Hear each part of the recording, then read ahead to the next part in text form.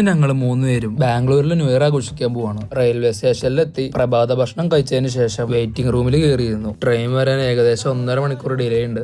ഏകദേശം 9:45 ആയപ്പോഴേക്കും ഞങ്ങൾക്ക് പോകാനുള്ള ട്രെയിൻ വന്നു. ആദ്യമായിട്ടാണ് ഞാൻ ട്രെയിനിൽ കയറണത്. റെയിൽവേ സ്റ്റേഷനിൽ നിന്ന് ഞങ്ങൾ കുറച്ച് സ്നാക്സ് മേടിച്ചിട്ടുണ്ടായി. അതിരുന്ന് കഴിച്ചുകൊണ്ടിരുന്നു.